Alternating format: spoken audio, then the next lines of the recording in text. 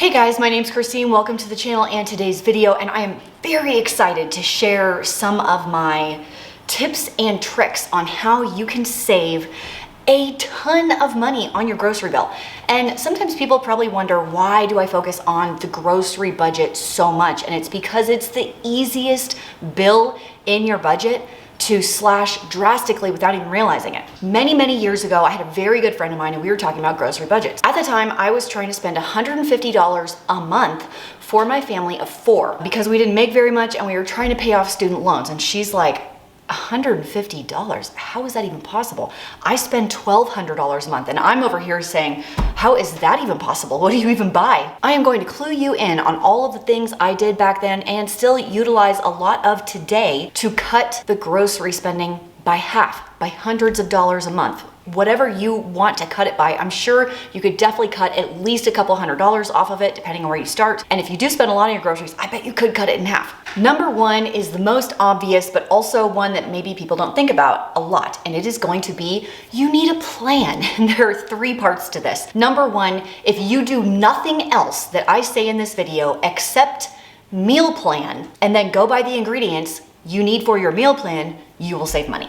It is the impulse buys, it is the, oh, this looks delicious, or wandering around the store not knowing what in the world you're going to get or what you're going to cook for dinner.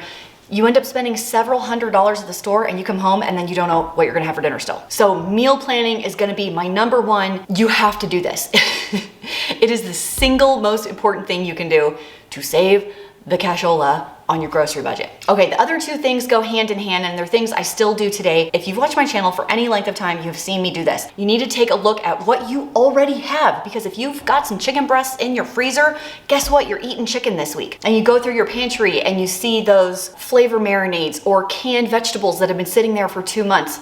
Guess what? You're having some canned vegetables as a side dish this week, or maybe it's a casserole or a soup or whatever. But if you use the things you already have, first of all, they don't get expired and they don't go to waste. And number 2, you spend less that week. So if you need some help trying to figure out what in the world to make, go check out my freezer clean out challenge videos on my channel, where I give you tons of ideas of things that you can do with basic things that a lot of people will already have. Next, as far as the planning goes, is you need to look at your store circulars, their sale ads every week. They change every single week. And I am not talking about the Costco pamphlet, and I am not talking about going to Walmart and buying everything there. I'm talking about what you would consider your expensive stores and looking at their ads, because every week they're gonna have 2 to 5 items that are priced very low, very low, in order to get people in the store and hoping they will stay in that store and do the rest of their shopping there at a very overpriced markup. What I want you to do is be like Christine, use your noggin.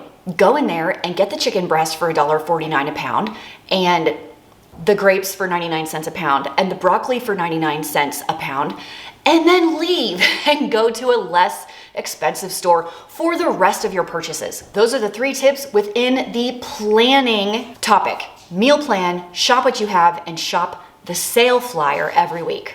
Topic number 2 is that you need to learn how to cook. And if you're on my channel, that means you are cooking in your home, and that's amazing.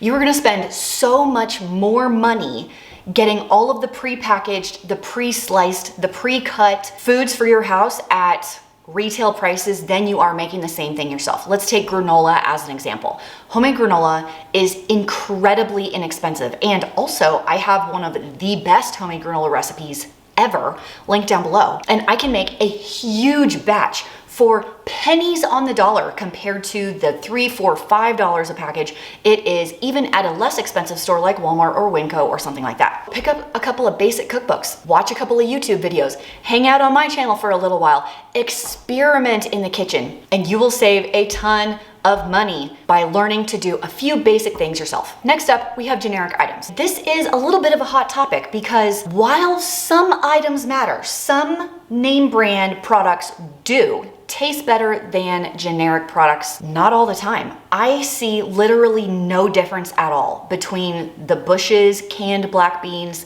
and the Great Value brand canned black beans. The Great Value brand is half the cost of the other one. Pick and choose your brand selections carefully. You can save a lot of money. by just choosing generic over name brand if you don't want to do anything else on this list. And then reevaluate why you're prejudiced against the generic brand in the first place. I'm trying to think of one where I'm like, I will not budge. I'll be honest. The Costco brand salsa is pretty dang good. I mean, it's the Kirkland brand, so I guess it is generic, but it is superior to some of the other ones that I've had. So, I mean, yes, sometimes they do taste a little bit different, but like oatmeal, I mean, it's oatmeal. How different do they taste? This is a heavily debated topic, and it's that eating healthy costs too much money. And I would like to put a stop on that misconception. Yes, do fresh fruits and vegetables cost more than beans and rice? Yes, they do, but that's not what I'm talking about. I am talking about, have you looked at the price of a bag of chips, of ice cream, store-bought cookies, sodas, juices? All of those items are outrageously expensive. Just don't buy them. While a bag of chips tastes really good, I'm not gonna tell you it does not taste good. I enjoy a nice barbecue chip, okay? But when it comes to the nutrients and feeling satiated and feeling good in your body and feeding your family, a bag of chips, $3 if it's not on sale, $3 for a bag of chips, you could have bought 2 pounds of chicken breast for the exact same price. Cutting those items out of your budget will shock you how much money you save, and you probably feel better also. Stop buying the chips, don't buy the ice cream, and see how quickly you can rack up the savings on your food. Now, speaking of produce and fruits and vegetables, it will do you good to shop them in season. And what I mean by that is, if you like asparagus, in March and April, when asparagus is 99 cents a pound, go crazy. Eat asparagus until you want to throw up. But when asparagus season is over, which is in the spring, you're not going to be eating asparagus again until the following spring, because it's going to go from 99 cents a pound up to $4 a pound. Same thing with strawberries. Like early summer is when strawberries are very inexpensive. Well, right now in my town, strawberries are $5 a pound. I will not be buying strawberries in January. I will wait. I will wait until April, and then I will buy all of the strawberries. So learn which fruits and vegetables are in season at the time. Buy them in season. They will taste better. They will save you money. And hey, you could even go to a couple of farmers markets or open farm stands and buy them there directly from the farmer themselves. And I love that. I think that's a great option. Okay, are you hanging with me? I have 2 topics left. So hang on, we're doing it. Okay, if you followed my channel, you knew this was coming. You need to shop the clearance items in your stores. Please shop the clearance items in your stores. And if you don't know how to do it, or you don't know what I'm talking about, I have an entire video coming out tomorrow where I take you with me in the store, show you what I'm looking for, show you how to think through everything clearly. So if you don't want to miss tomorrow's video, hit the subscribe button and come back tomorrow to check that one out. I think you're really gonna like it. Almost every store I've ever been in, including Sam's and Costco and Walmart, although Walmart's is not as good, but especially the expensive stores will have clearance food, especially this day and age where most people are having things delivered or they're doing pickups, because the people selecting the produce are not gonna pick something that's very close to its expiration date, which means the stores have an abundance of clearance food right now. Just as a quick example, I have 3 things in front of me right now. Egg roll wrappers. 99 cents, regular price $2.69. Huge savings. This Johnsonville sausage, this is actually wrong. I think I showed this already in a video.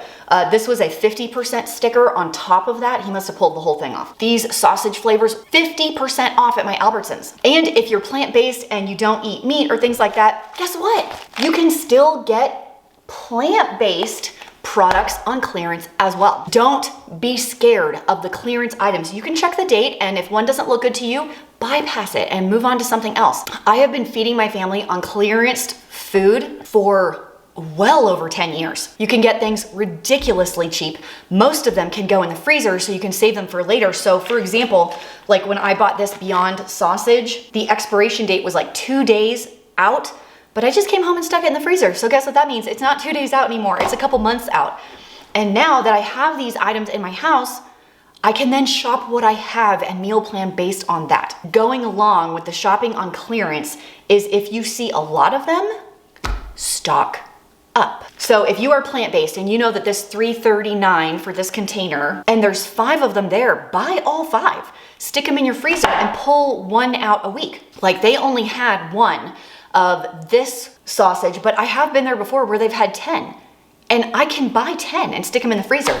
It saves you money, it saves food from going in the garbage. I am happy about all of those things. Last in this video, but absolutely not least, is gonna be your coupons, but not really coupons. Cashback apps. It is 2021 after all, and coupons have gone by the wayside as soon as TLC came out with that extreme couponing show and ruined it for the real couponers. If you coupon, you know what I'm saying. But the cashback apps, they are a favorite of mine, and I have been talking about them for years on my channel.